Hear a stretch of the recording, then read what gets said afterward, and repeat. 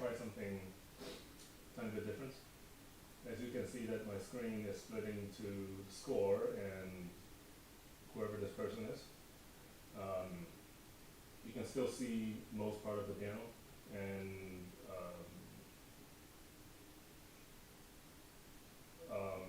but I think the more important thing is whichever score that I'm referring to. I will likely scroll through the scores when I talk about the stuff that I'm practicing, and the most sort of urgent task at hand is to get a feeling of the middle parts of the second scherzo, which is marked sostenuto sotto voce, as you see on the screen. Sostenuto is an Italian word for sustain. Sorry.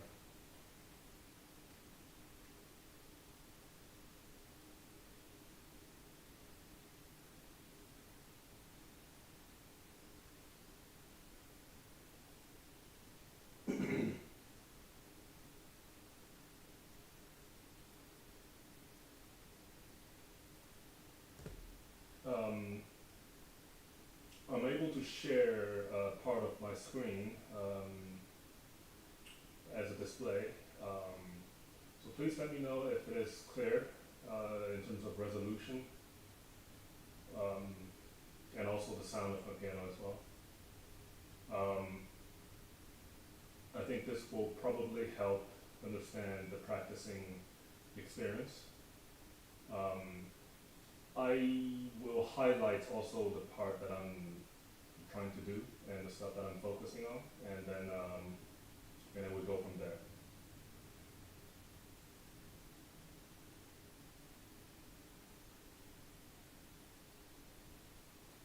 Okay. It would be actually nice if I can do this on two screens, where I can see part of my stream and then just my score.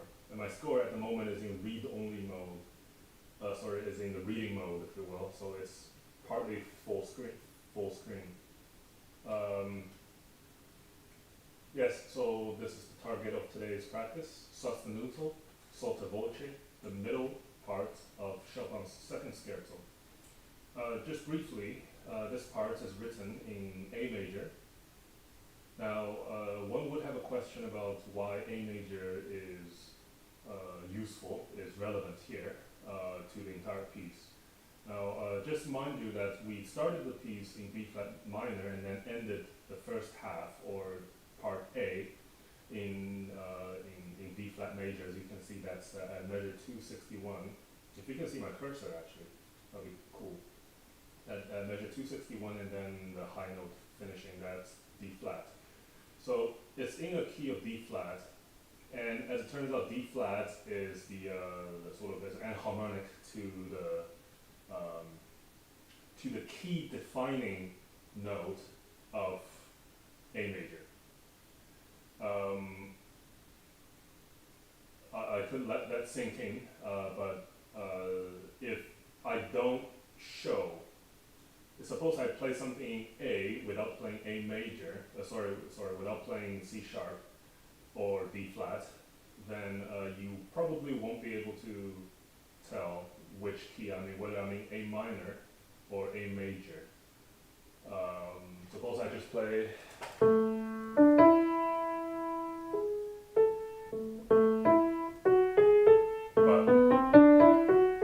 But I could be doing. I could be doing a melodic minor. So and this is a sort of I would say a typical choice of Chopin's composition when he involves a ternary form, where the composition is mostly broken into a section of three sections, where it's mostly A, B, and A, and sometimes with an extended A section, or with a coda. And Scherzo No.2 is like that.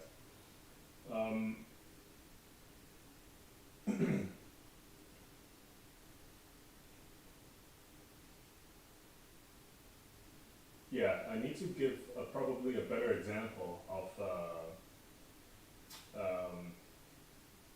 yeah, I probably need to give a better example of another Chopin piece that uses this type of key signature transitions.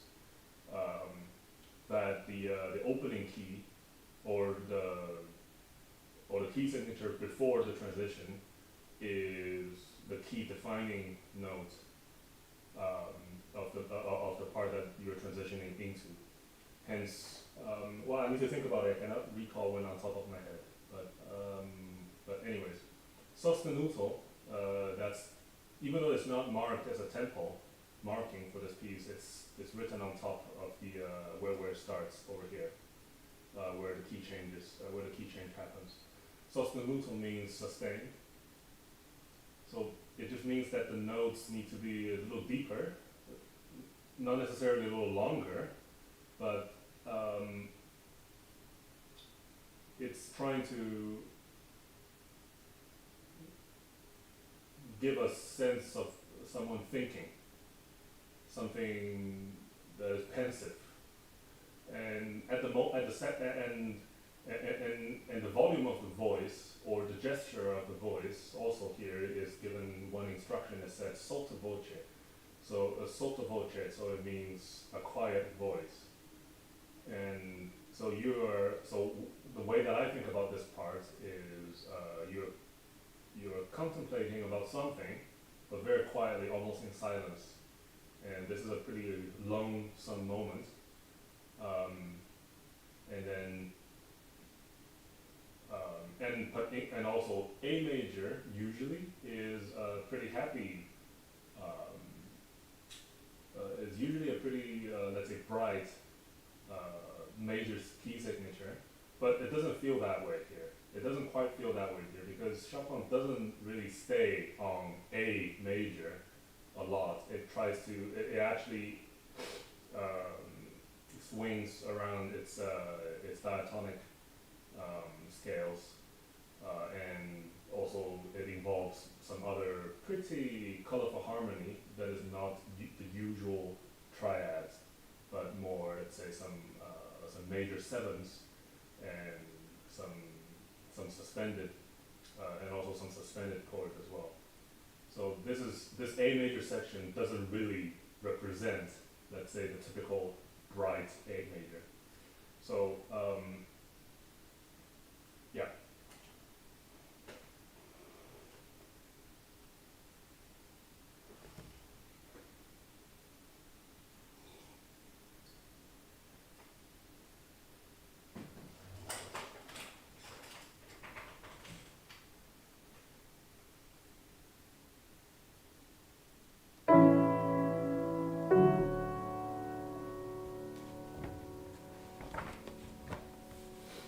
I just realized I was talking to, I wasn't talking to my, I wasn't talking into the mic, so probably nobody heard anything. And I should probably have my chat open on my phone here, just in case people complain.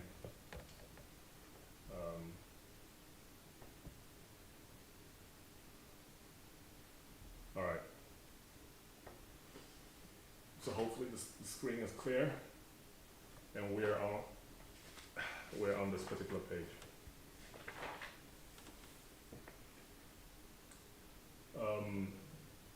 So what I want to work on is just the overall vibe of this part, clearing the basics of what should be primary, what should be secondary, and then based off that, you figure out the proper fingering to get your point across, to deliver your feeling. So yesterday, I think I was saying that the first part, I was, so the opening line. Let me play it, and then I'll talk about it.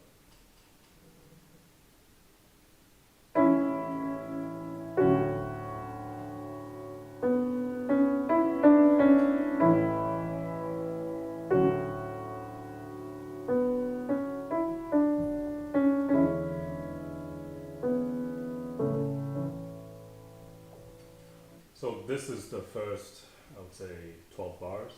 It involves actually two phrases, where the second phrase is repeated but extended. I think yesterday I was saying that I want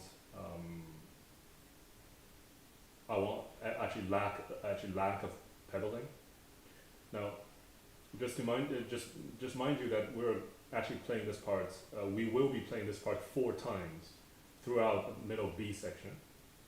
So you have some variety there, and also the 4 times are not always the same. Chopin changes the chords in the acoustic. So for example, I will play the second time that appears, which is several bars down.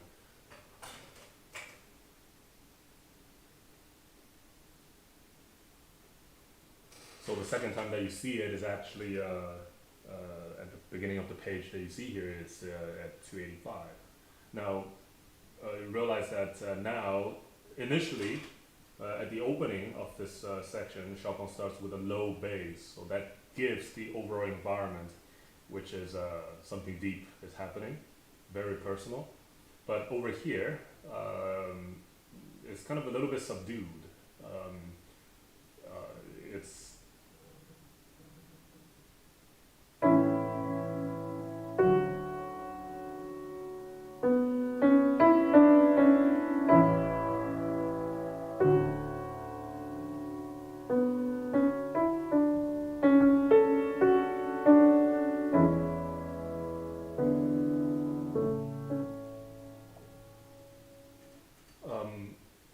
so I think it's mostly about the entry point over here. What is so special about this? I think it's mainly acoustic. Because what you have taken away from the opening line is basically that low A. That low A here. And you have a lot of held notes here. I mean, that's a no-brainer that you have to hold them. Just make sure your pedal doesn't kill one of them. And which I also felt that probably also lack of pedaling here will work. It's probably also easier to do so. So let me try to sort of parallelize these two similar sections,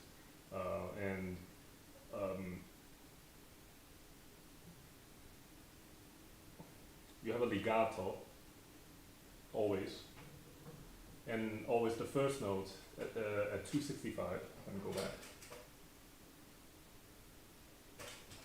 So at 265, I think you start with pedal, and then it will help me link the middle C sharp, this note. I tried it yesterday without pedal at all, so I play. I could do it.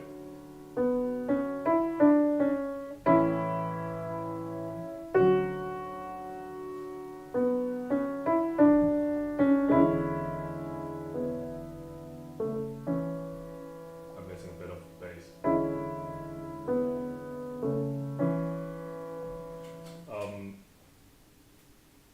I could do it, but I think it's just that the first note is a sort of a environment settling. It's an introduction. So I think my general feeling of the middle part is I think you gotta make it a little bit more. What you want to depict is something deep, so then you start a little deeper. You sort of bubble. You create the bubble of your whole world first, and then go on. Seems that my head is cut off. Okay, that would be further cut off. Okay, something like that. Okay. Alright.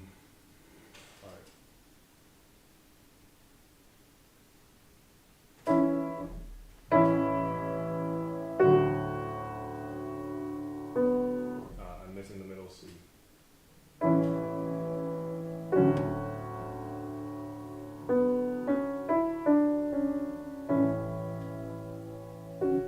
Now I've heard many people play this part is. Now I I just don't buy that. I just so you will hear a type of voicing that sounds like. Now it sounds cool, but I just don't think that the score told me that. Well, but still, that's up to interpretive freedom. But I will not do it.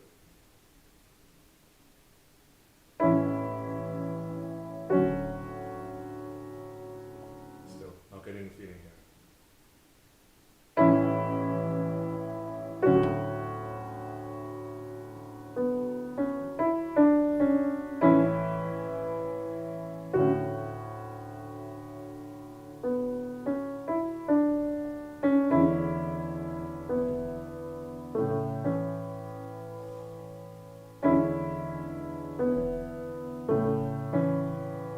I'm still missing this.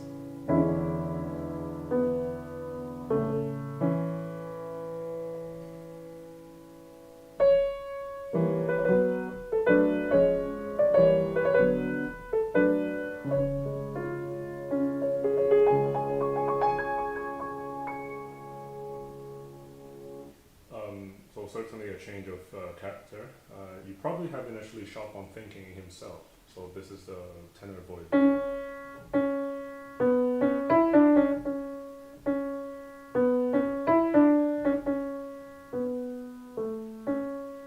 So that's Chopin himself, and then you maybe have George Sand.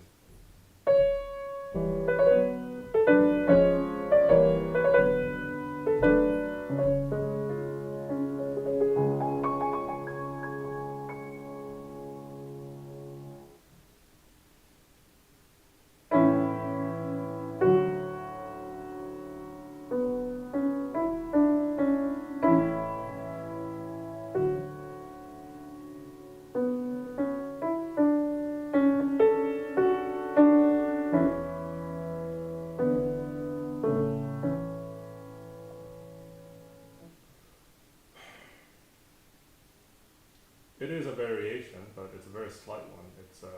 It's sort of this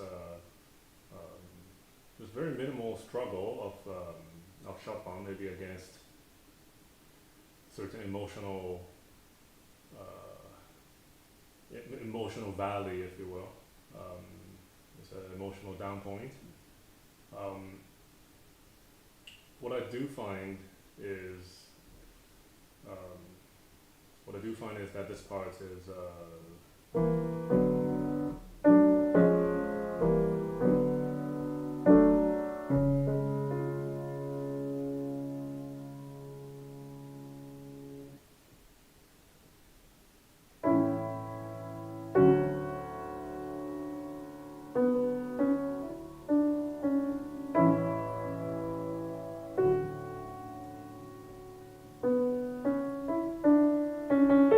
I think I fucked up here already.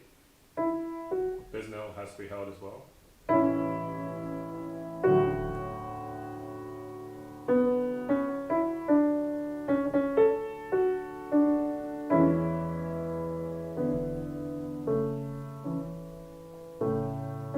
Maybe no pedal there at all.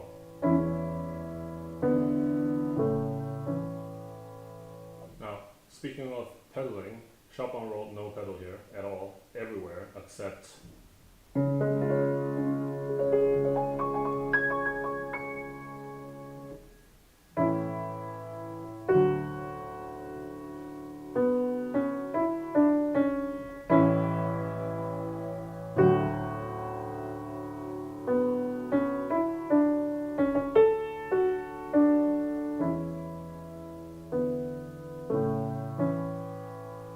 I almost played without pedal. I think I still cheated a little bit somewhere, but maybe when you're playing at home, you probably will need a bit of pedaling for the acoustic, just for acoustic purposes. But this part is so much inward. You can barely think that this piece earlier was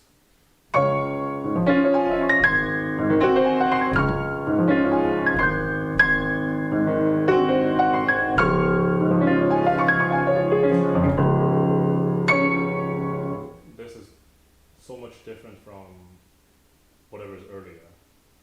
Um, you have a bit of a youthful playfulness at the previously, and now um, you have this contemplative. Um, yeah.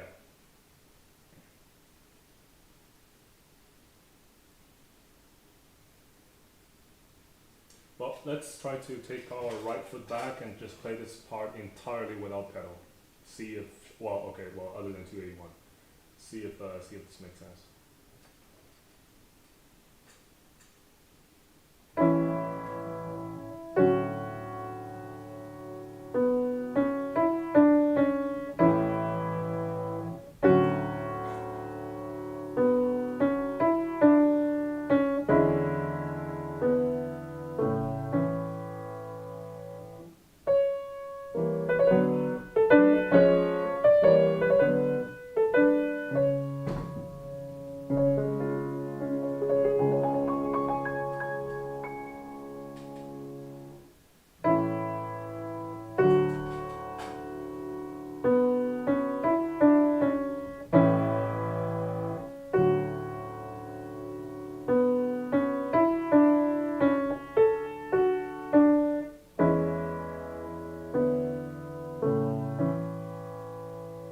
Okay, there are broken parts that I am not aware of. That I think that I can do the slurs. I wasn't trying my best here. Um, yeah, I have to really set my foot down to actually play this part without pedal, other than the 281 part. Because I feel that this is, I think it's a really lonesome moment here. And the lack of pedal probably gives rise to that. And this is not a particular part where it benefits from having a bigger hall. It probably sucks to be played in a bigger hall. Because it's just so quiet.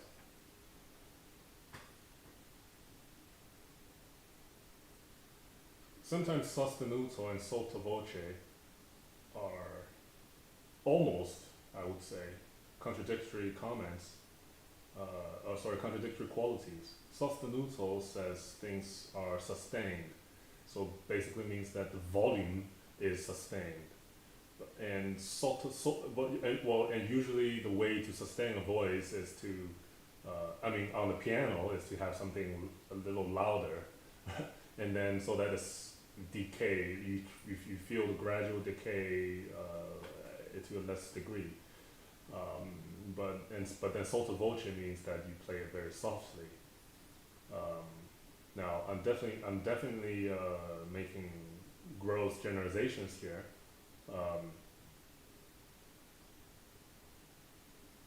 But all I'm saying is I think Chopin is going after actually some pretty complex feelings here, and it's not particularly easy to do on the piano. And you also don't want to play very fast for your sound to sustain. I would try my best to actually sustain the feeling that is sort of embedded in this part, which is just pensive, contemplative, and with occasional sort of, you would even say, noise from the outside, which is that I'm talking about the piano part here, the second part. So this piano part. Well, let's try again to play this part without pedal at all. I missed the bass.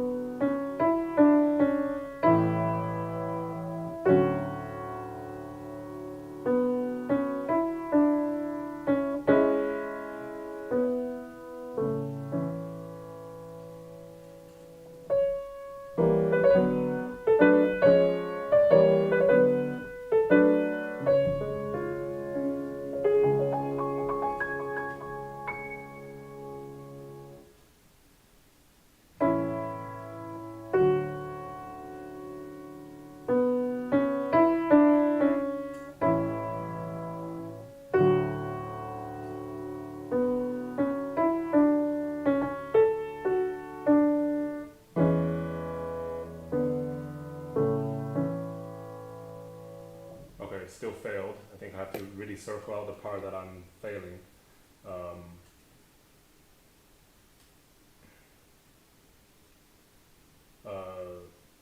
Yeah, okay, so the first part is at 273, which you also see on the screen at the moment. So it's 4 bars right before piano. That transition, so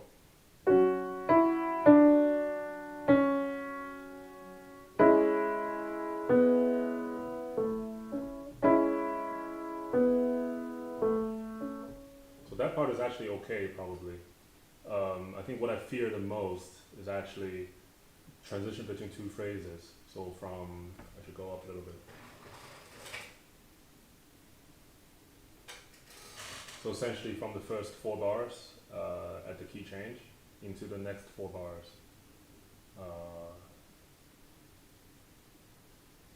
I should probably put my finger in here. So it's 1, 3, 4, and you go back to 1, 3, 4 again.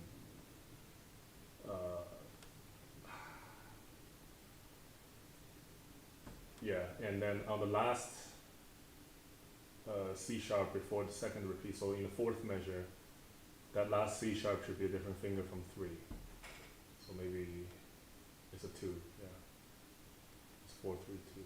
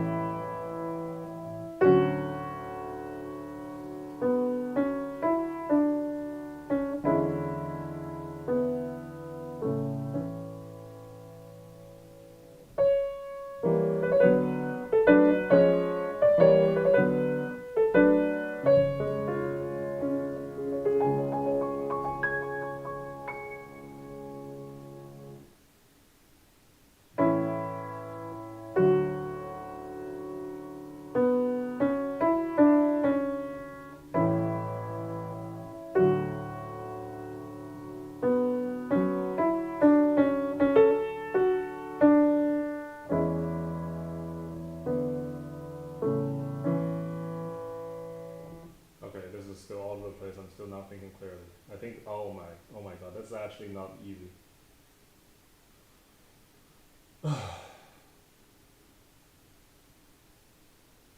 Wow, never have I realized that actually this part is actually harder than the opening. Wow.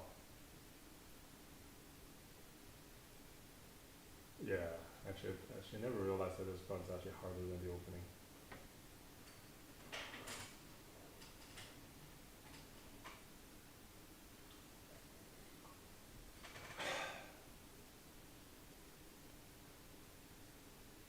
So the opening chord fingering is 1, 3, 4.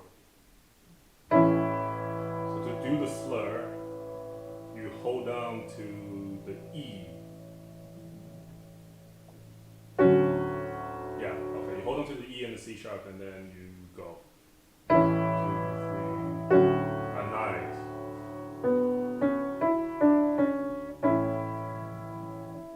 Ah, fuck, I fucked up. Good.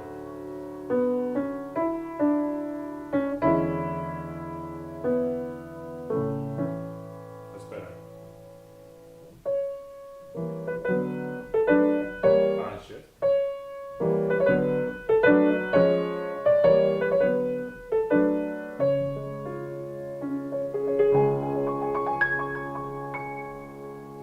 Next pause.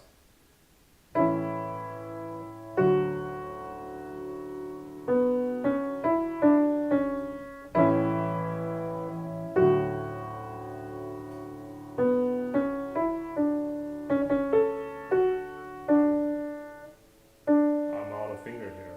I have to really obey the finger here. It's 1, 4, 3.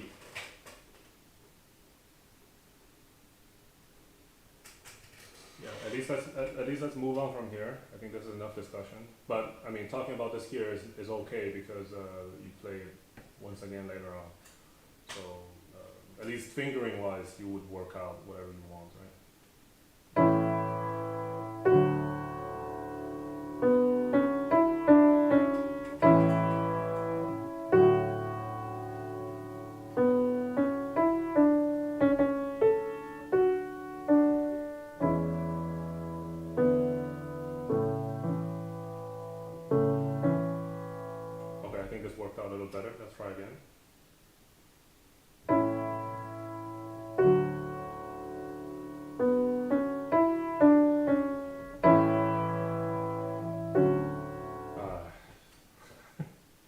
can you stop?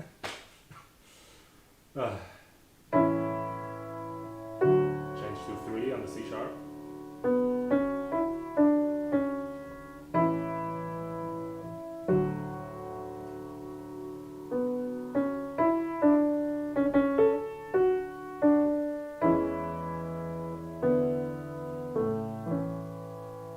Okay, not terrible. Now, Chopin includes always a very interesting part.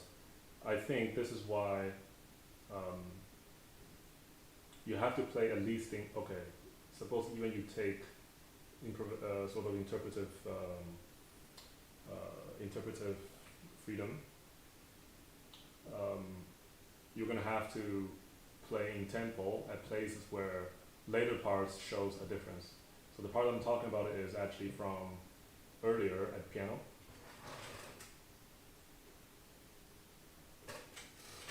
So the transition into that piano must be seamless. So you played 2, 3, 1, 2, 3.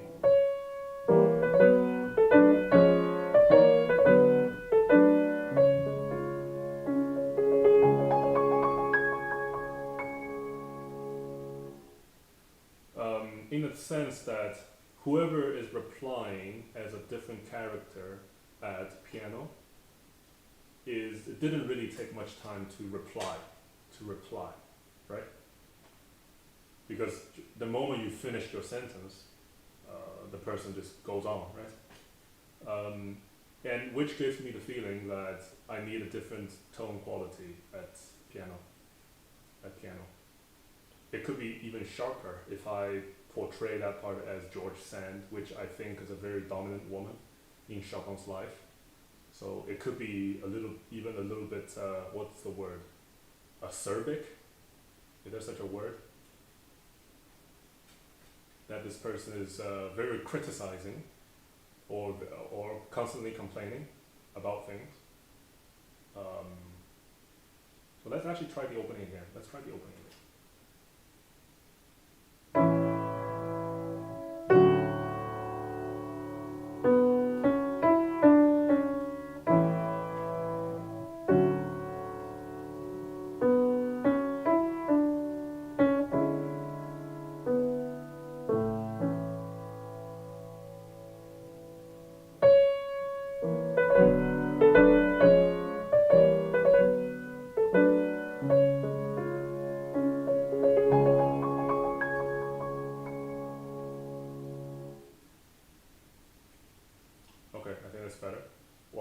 Still cheated somewhere with pedal. That was just from old muscle memory, so I should be aware that there's no pedaling except at 281. I'm just getting the fingering correct. I'm not even delivering the correct feeling. But I think that, again, I think that C sharp at piano has to be a very different quality. It's meant to be, it's a different, suppose it's spoken by the same person, it's at least also spoken in a different tone. But I think it's a different person. It's not the same character. It's a different character. So let's try the opening again. I can't believe I'm still on the first page.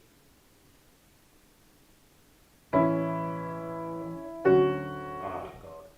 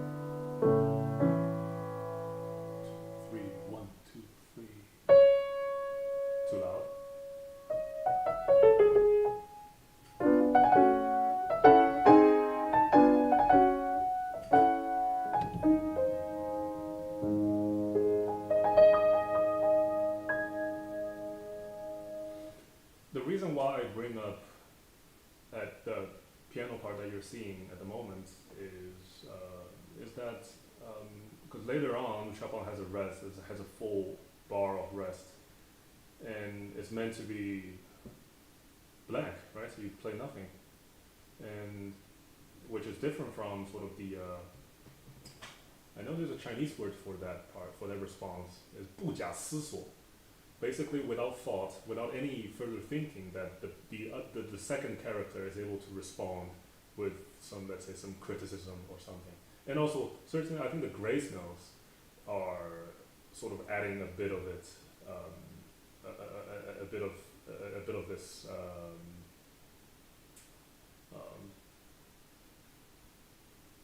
What's that feeling?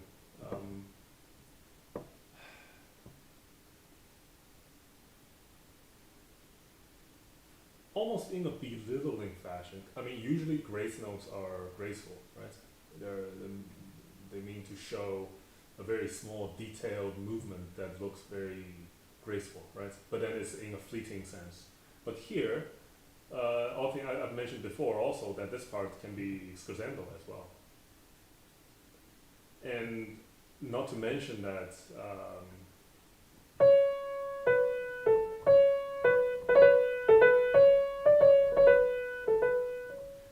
there's a dance quality here. There's a dance quality here.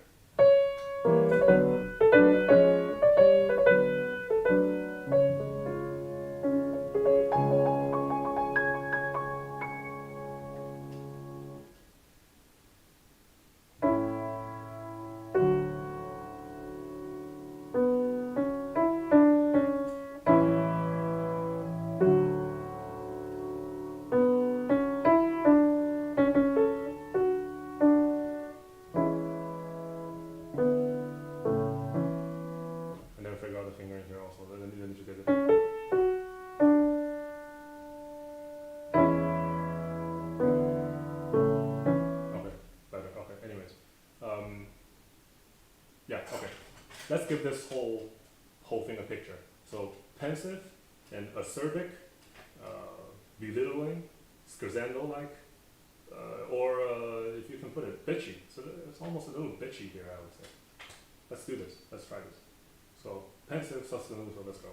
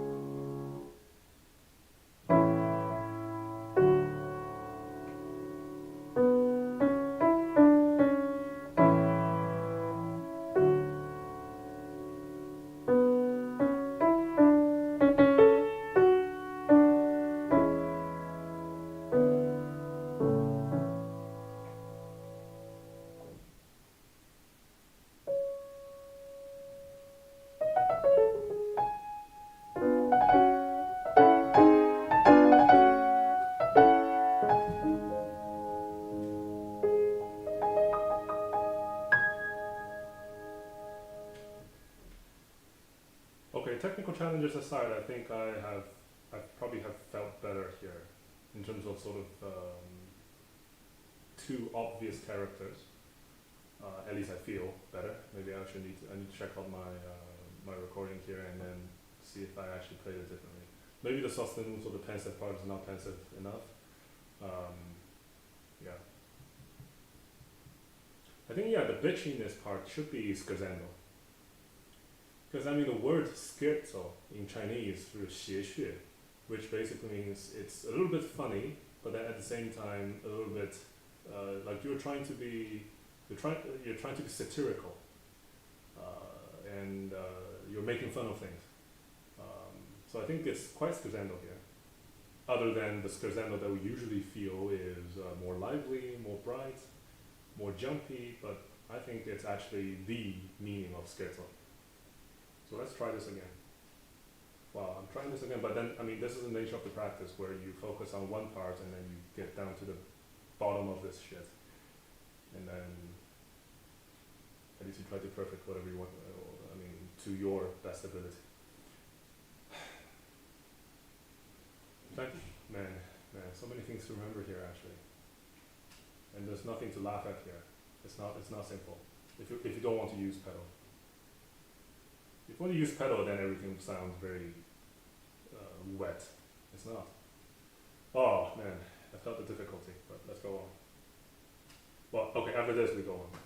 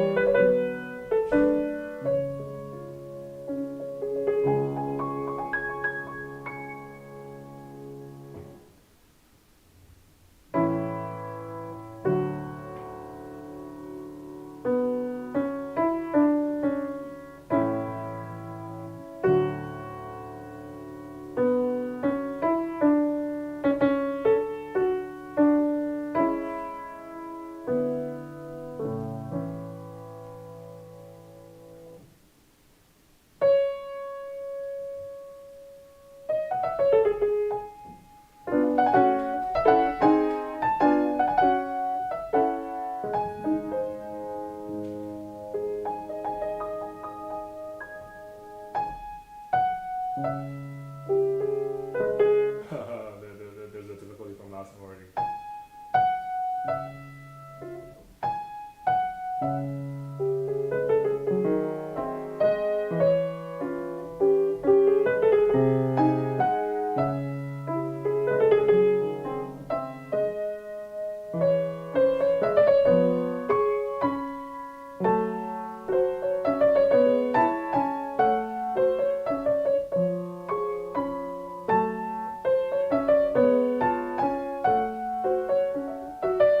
Oh my god.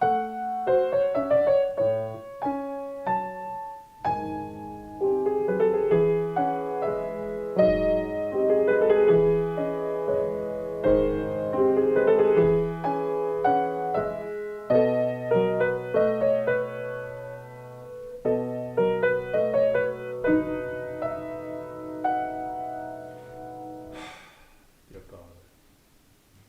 Dear God, if I want to play this part without pedal, there's so much work. There's so much work actually. And actually from now on, I'm actually gonna try to abide by this part, that there's no pedal, other than where necessary. I'm also gonna have to judge whoever plays this part, that actually goes deep into the reason why these are played without pedal when I'm listening to a recording. Wow, this part.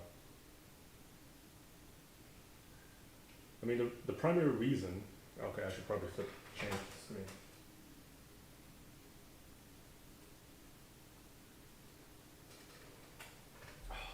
Man.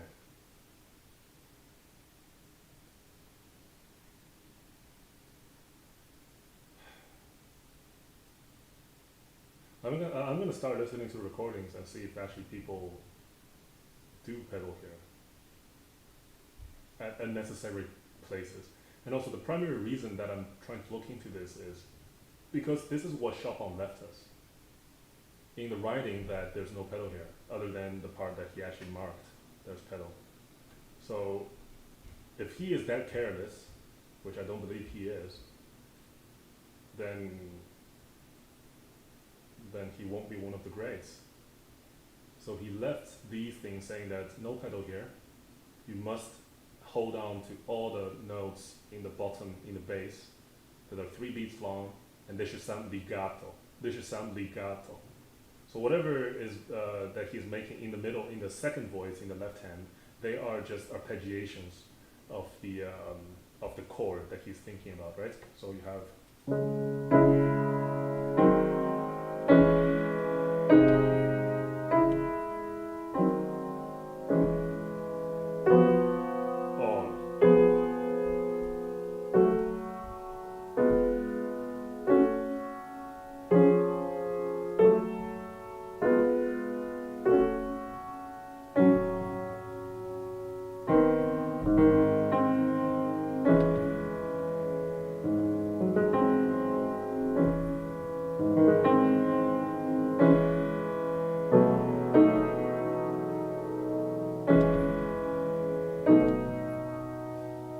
20 of direction there, right? These are these harmonic progressions has a lot of direction.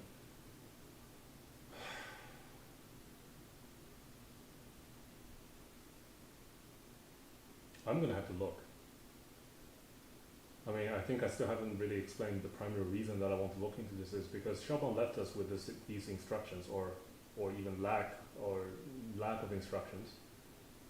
No, I shouldn't say that. If I say lack of instructions, there's almost meant that there is meant to be some instruction about pedaling.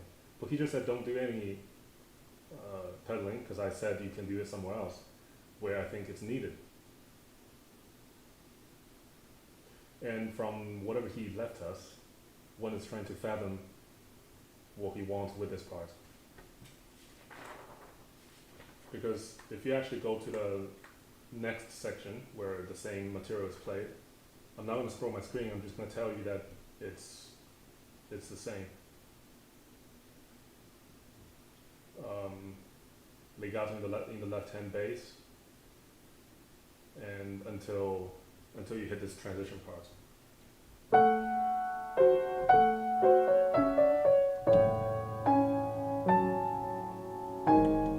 So only until you hit to the transition part, and that's scary.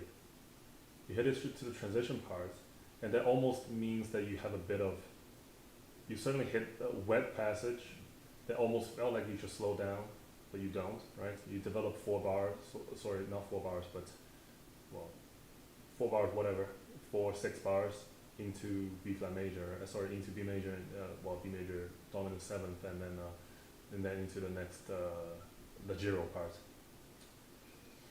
Oh, man. I just wonder, I'm pretty sure almost everyone uses pedal here, unless I'm mistaken, because I've never heard this part being played sort of super dry, or at least in the sense that it is dry, it is still legato, but it sounds dry, it sounds lonesome also. Even though you have 4 voices, you have 4 fucking voices, and you could still sound out to lonesome because you're unsupported by acoustic. You're just by yourself. 2 people make a choir. No, sorry, 2 people make a duet. And maybe 4 and above makes, 3 makes a trio, and 4 and above makes a choir. If you're 1, you are by yourself. I think I'm running out of time today. It's been about 45 minutes. And it's getting a little too deep that I think I'm gonna have to break the next study before my 10 o'clock curfew here. So I will not go on too deeply in here, but I will just try to see if I can figure out the proper fingering for this. So no pedal.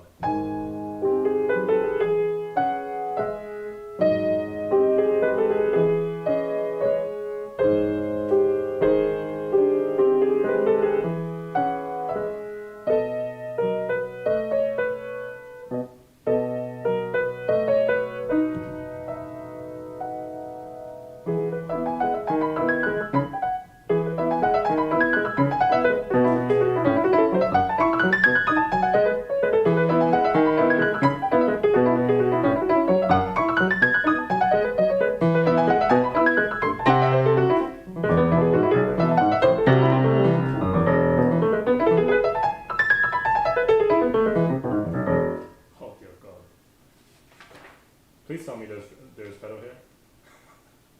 Yes. And also Chopin actually wrote pedaling here.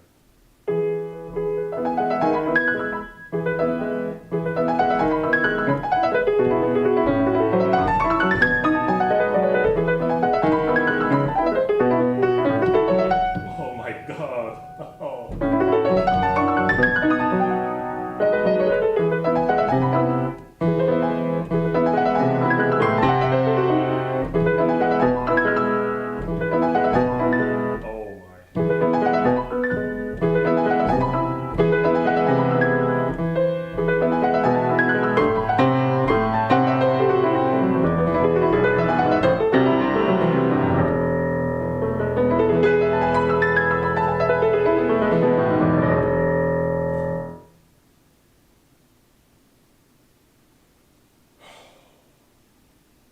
I think there's so much precision here that is required to even get what Chopin meant here. I don't think there's actually shortcuts of actually that you just play through with whatever pedaling that you feel necessary. Let's say in the Lisztian sense, that you sort of choose your pedaling.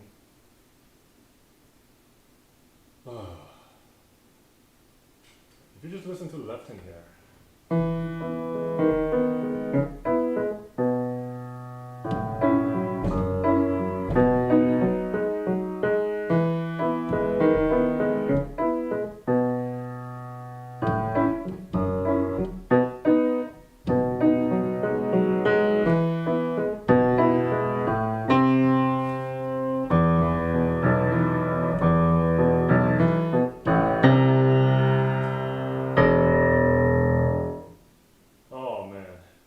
So much detail here actually in the left hand. There's a, okay, actually, well.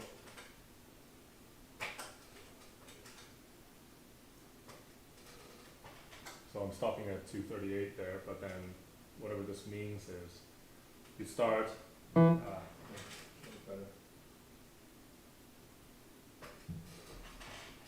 Yeah, so you have slurs, so one pedal down until you hit the staccato.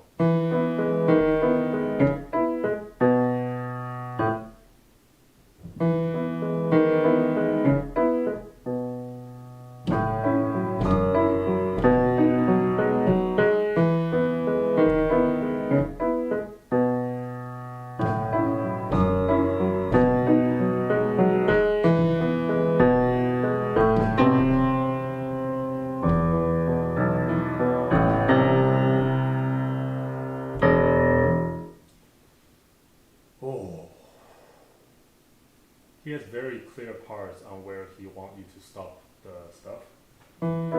So that's, for example, at forte. At forte, you will see you step all the way down.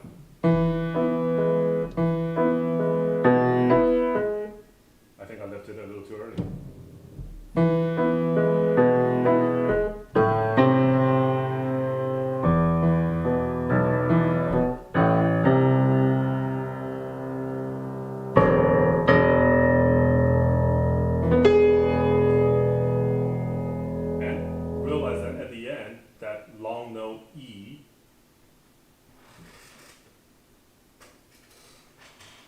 Is not pedal. So you can play all the flashy shit that you want.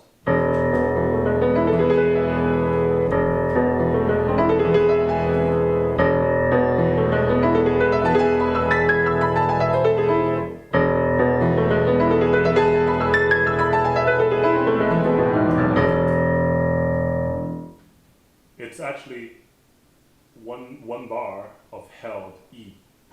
And it's actually not, it doesn't have an intention. Your intention is actually start the first, which is sforzando, right?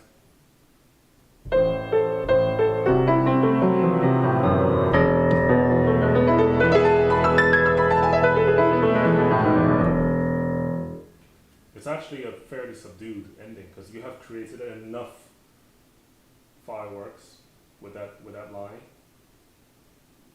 and you just have to make sure.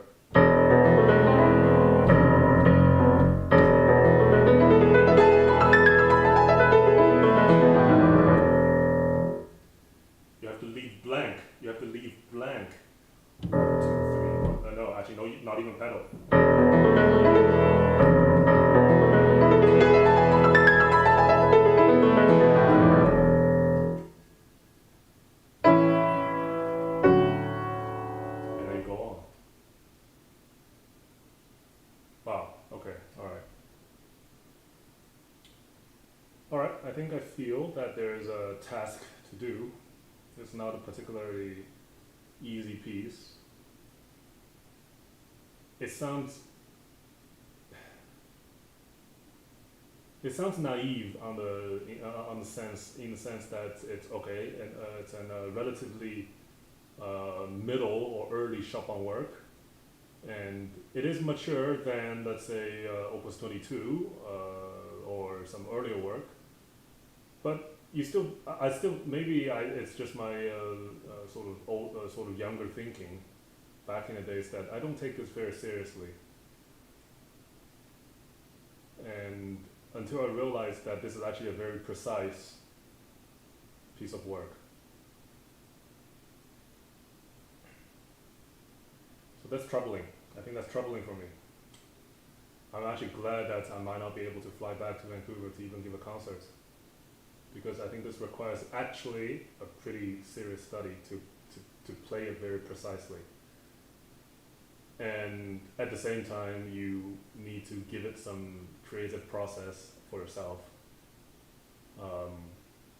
constrained to the precision of the markings. I think tempo, maybe that's where you can be creative. Sort of, that's something that you see from, or that you hear from older golden age pianists, or even their teachers, that they, I think somebody was saying Schnabel, right? Schnabel had various tempo markings every 4-8 bars, because he feels that every bar is played, should be, every phrase should be played a bit differently than before, because it requires a different character. Now, if you do that now in competitions, you're probably going to be shot. You are the outcast. But what if you actually achieve what the composer, at least mostly initiated with pedaling, with their overarching tempo marking to indicate the gestures, to indicate the environment, and then you just made a little bit of you just made some creation out of slight tempo variations. How's that not better than some polished, buttery, sort of academic playing, where you think that some pedals needed here because it would sound dry? I think that's a terrible reason to use pedal. I think it's only when the situation requires it, and who knows, that you probably actually sound worse when you're using a pedal where you're not supposed to. Fuck. But it's a good thing that we actually talk about this, in the sense that this part is repeated, so then it will carry on into the next section, where you should have some creativity, since you're playing two things the same time. Well, the second sostenuto is forte, so it's meant to be a little louder. It's meant to be a little grander. Yeah, I think that's what I meant. And not to mention that I didn't even realize that over here, at just right before over here. Do you see that crescendo ed animato? So it's a crescendo in N animato. Oh.